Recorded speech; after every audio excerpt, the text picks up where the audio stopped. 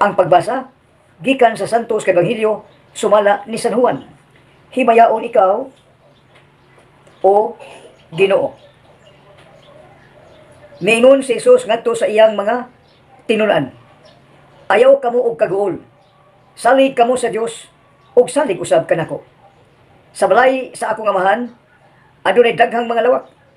Ug moadto ako aron pag-andam og dapit alang kaninyo. Kung dili pa kini tinuod, dili kunta kamo sultihan may tungod dinhi. Ug kung atuan ako dito og makaandam nagdapit alang kaninyo, mubalik ako ug kuhaon ko kamo aron bisag asa ako atua usab kamo. Naibalo kamo unsaon pag-adto sa dapit nga akong adtuan. Apan si Tomas maingon kaniya, Ginoo, wala kami mahibalo kung asa ka paingon. Busa, unsaon man namo pagkatultol sa dalan. Si Jesus mitubag, Ako ang dalan, ang kamatuoran, ug ang kinabuhi. Walay makaadto sa amahan kundili muagi kanako. Ang Ebanghelyo sa Ginoo. Daygon ikaw o Kristo.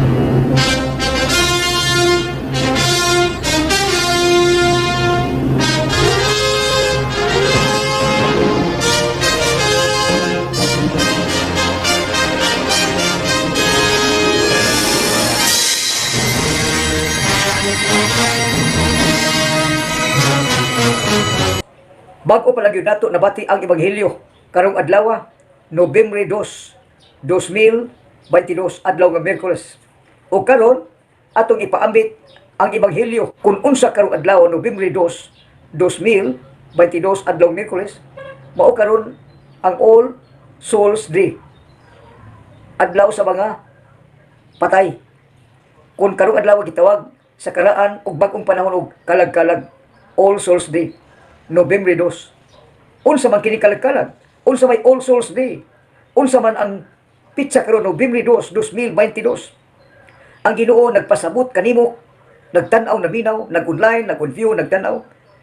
Ang Ginoo usara ang Ginoo apan tulo ka personas. Ang Ginoo magbubuhat, ang Ginoo manluluwas, ang Ginoo tigbag-o, tig-usab, tigbalaan. Apan usara, tulo ka personas. Apan malisod man pagsabot, muna ang misteryo sa pagtuo.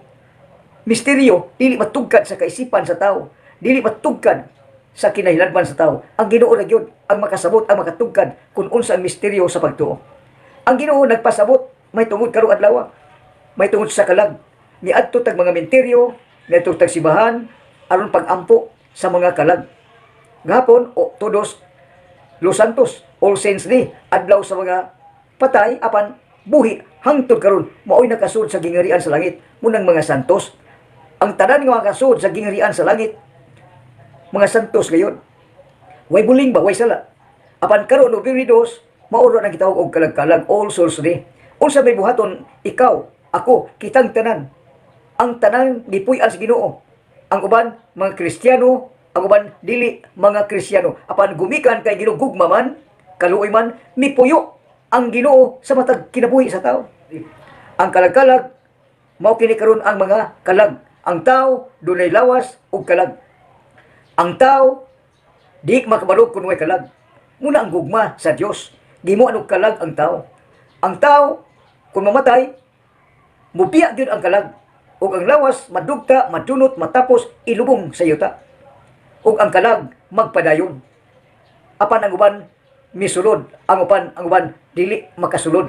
Apan nagpadayon apan dili makasulod. Nganuman munay hinungdan nga karong adlaw Nobyembre 2 kay di pa makasud. Munang kalag-kalag ang tanang kalag sa mga tao na sangit gumikan kay ang tao bibiya man ang kalag kung unsa ang tao sa kalibutan ni paggipuy-an. Ang tao makasamang gyud makasa gumikan kay magkasa, ug ang sala magbungag kamatayon. Mamatay man gyud ang tao. Munang kamatayon, mamatay gayon ang tao. Ini kamatay sa tao, ang lawas magpabilin, ang kalag magpadayon, apan nasangit, apan uban na limpihan.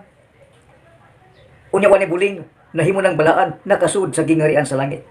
Unsa man karong adlaw, importante ang tanang pangulo gisultian, ang tanang magtuto halad ba offering, halad.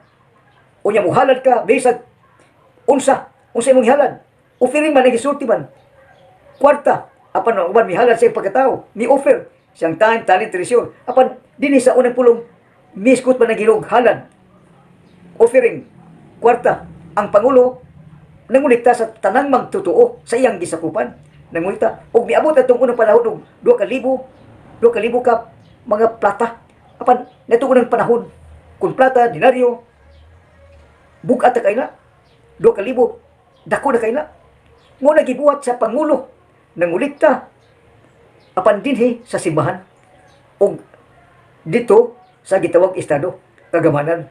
Ang simbahan, ang kagamanan sakop pa ng simbahan ug ang pangulo mao gyud ang gitawag og tahuron. Labaw ba unya ni kolekta man og halad sa tanang mga tawo, munang halad dili na para iya, para sa uban. Apan ang halad ihatag ngadto sa labaw, munay until now hangtod karon ang simbahan mohimo gayud og hinabang halad ngadto sa Vatican, ngadto sa Roma. Pinagi sa kita sa sibot, sa mga offering, sa mga offering sa sibot, ang sakramento manibayad apan ilang man ang balaod karon sa kalibutan munang magtuman ang ubang kaparian kay balaod man na. Apan ang sakramento sagrado ba? Sagrado kagani wa ang ginibayad. Apan kay ang simbahan karong panahon na aduna may halad ug ang katawhan adunay halad, offering ba? Ihatag kana ngadto kun pila man ang matigom ihatag ngadto sa labaw nga pangulo sa simbahan. Kinsa man ang labang pangulo sa simbahan mao ang Santo Papa. Muna ang tanang kwarta, ang halad, offering dili na ibulsa sa usa ka pari lamang, kundi iapod-apod ngadto sa iyang mga reloyo, mga pangtabata, managalagad kaniya ug ang uban nga bahin adto sa ilang labaw. Kinsa man labaw sa simbahan sa Cebu mao ang obispo. Unya kinsa may labaw sa tanang obispo, ang kardinal. Kinsa may labaw sa tanang kardinal mao ang ngadto payon sa Santo Papa. Dunay ang ba imong ihalad ang halad offering, munay imong silbing halad offering ngadto sa Ginoo aron mahiusa ka. Kay kung dili ka muhalad sa imong kaulion, di ka gid mahiusa. Muna nga ang simbahan kanunay mahiusa ngadto sa mga obispo, ang obispo ngadto sa mga Santo Papa. Ug ang obispo adunay kapunungan, adunay CBCP. Kini atong hisgutan ang mga pari lamang kamoy nagtuon sa pulong, ang pulong Dios, ang pari. Atong hisgutan ang pari, ang pagwali, ang pagsulti, ang pagbuhat. Unya unsa man og adlaw, ang mga pari in fairness muadto gyud og mga menteryo. Unsa man ang menteryo, mao ning lubnganan sa mga patay.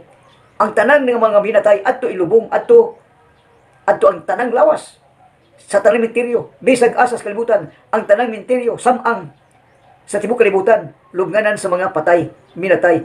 Ang lawas madugta, madulot, mabaho. Dunay uban nga dili mabaho, di madugta. In fairness, dunay uban apan kadaghanan gyud madugta, mabaho, madunot, ilaw sa yuta, o ang magpaymos ang mga wati. Kung sa man, lawas, ang kalaghay man, ikamatay sa tao, mubiya ang kalag. O ang kalag, maungot adto sa purgatorio. Unsa man yung purgatorio? Ang ubang mga tao, di mo tuog purgatorio, di mo tuog menteryo, ang uban, in fairness. Apan, alang kanimo, kanako, ang naminaw, mga Romano Katoliko, daghan kayo og mga tinuhuan karon sa tibok nga kalibutan. Miabot og 2,000, miabot og 22,000 120. 22,000 120 ka mga nagkalain-lain nga tinuhuan sa tibok. Lakip na ang Romano Katoliko. Ang Romano Katoliko mao kini nagsangyaw, nagsulti sa tinuod, muhurot gayon og basa sa pulong ebanghelyo. Hutdon gyud ang ebanghelyo. Karong adlaw, kun unsa adlaw ang ebanghelyo, bisag unsa kang bubuo sa kataas, ebanghelyo gikan sa pagsugod hanggang sa hutdon gayon. Munang Romano Katoliko. Munang Romano Katoliko mga pari, ang muadto sa mga menteryo ang mga Romano Katoliko nga mga pari. Unsa ilang buhaton? Magmisa, kay adunay misa sa matag kitsados adto sa sementeryo. Mag-unsa man sementeryo, igabot dito magmisa sa tanang katawhan nga mosimba. Menteryo, unya lubnganan sa mga patay. Nga ang tanang mosimba, ang tanang naminaw, magampo gayon. Muna ang role sa mga pari, magampo. Uban sa katawhan sa tibuok kalibutan, magampo sa mga kalag, sa mga minatay. Muna ang Nobyembre 2. Unya kanong iampo muna. Muna ang Romano Katoliko, adunay pari, adunay pagtuo, adunay pagpangulos, mutuog menteryo, mutuog mga minatay. Unsa minatay? Mabanhaw. Mabanhaw mabuhi ang kalag. Ang kalag nga di makita. Di makita ang kalag. Mabanhaw mabuhi o niya masangit sa gitawag og purgatorio. Unsa ni purgatorio? The cleansing place, purgahanan ba? Ngano nasangit man, depende sa tao. Nga gilubong sa yuta, apan uban nakasuod. Nakasuod kay umay muli. Munang giingon ko kaniyo nga ang tanang tao dinis kalibutan pulos makasasala gawa sa Ginoo nga mianhi niadtong 2022 na katuig ang nakalabay og ang pulong nagpakatao mao si Ginoong Hesukristo. Pulong man ang nagpakatao. Muna bitaw ang greetings. Ang Ginoo nagpakatao, Dios gikan sa Dios, kahayag gikan sa kahayag, gikan man sa Dios Amahan. Adunay Amahan, adunay Dios, adunay Ginoo labaw sa tanan. Gipadala sa kalibutan aron ang mudawat, ang mutuo, adunay kaluwasan. Mudawat ba? Nya pulong man. Gipadala sa Amahan, gumikan sa gugma sa Dios Amahan. Gumikan sa gugma sa Dios Amahan. Iyang gipadala ang iyang bugtong anak. Aron ang mudawat, ang mutuo siyang bugtong ug pinalanggang anak. Nga mong pulong, pag-abot sa kalibutan, aduna may usa ka batan-ong babay misugot. Nga adto magpuyo ang pulong, mipuyo misugod gayud og gamay hangtod ni dako. Ang bata midako, mipuyo sa taguangkan sa babayeng ulay, birhen. Og dito magpuyo sa babayeng gipili gilain nga mao si mahal nga Birhen Maria. Dito mo puyo ang pulong og pagkadako na mipili og tao, mipili aron tun-an sa iyang pagka Ginoo, sa iyang pulong, kung unsa iyang buhaton o sa iyang sulti, tun-an muna ang mga gipili, gitawag, gipili, gitawag. Ikaw tao, gipili, gitawag ka man. Kung unsa imo nasabtan karong adlaw, mo kana ang matag adlaw gipasabot. Dili kay kutob Nobyembre 2, matag adlaw gipasabot hangtod nga ikaw may kinabuhi pa. Unya naminaw ka man, nagtanaw ka man, may kinabuhi, unya mo abot gayon ng tao makasama gyud mamatay ang tao. Ini kamatay sa tao muna ang tao adto sa sementeryo. Karong adlaw ang tanang mga tao adto sa sementeryo. Apan nganong uban dunay klase, dunay trabaho. Ngano man, ang ila sa nang rule, balaod. Apan ang Ginoo ang kabubuton sa Ginoo may matuban. Unsay kalagkalag?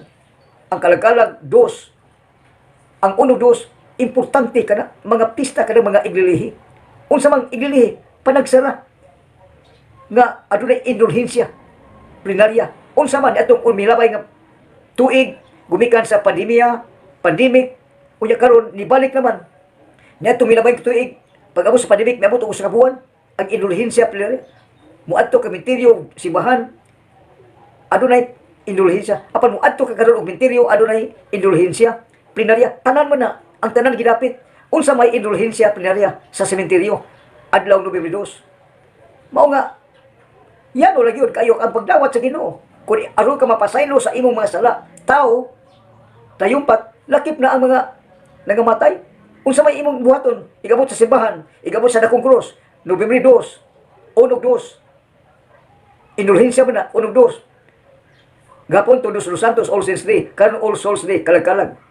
Unsa may indulhensya, nga karon adlaw, Nobyembre 2, wow ra ka adlaw kutob, wow ra ka adlaw, muadto ka lang simbahan, dakong krus, unya, mga di ka lang krido, usa ka krido, pagtuba, usa ka manamo, usa ka maghimaya ka Maria, usa ka himaya samahan.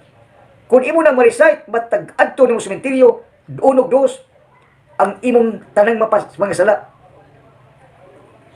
indulhensya man na sa Ginoo. Iyan ang tanang adlaw, kutob sa 8. Ang tanang sala mapasaylo gayon. Gumikan kay munay rule. Di ko rin role sa Ginoo sa mga Birhen. Kung imong i-recite ang I believe in God, the Father Almighty. Kung imong i-recite the cementerio, ang Our Father in Heaven, holy be your name.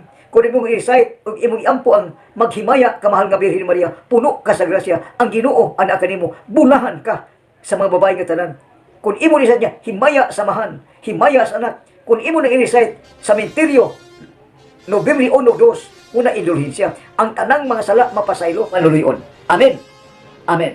Himaya sa Amahan, himaya sa Anak, himaya sa Espiritu Santo, Diyos nga usa hangtod sa kanturan. Amen. Pinaagi sa panabag o pag-ampo sa mga Birhen Maria, ang inahan sa kanunay mutabang, mutundo, mugiya, mutultol sa pinuyanan nga way katapusan, mao ang gingharian sa langit. Sa ngalan sa Amahan, o sa Anak, o sa Espiritu Santo. Amen. Daghang salamat.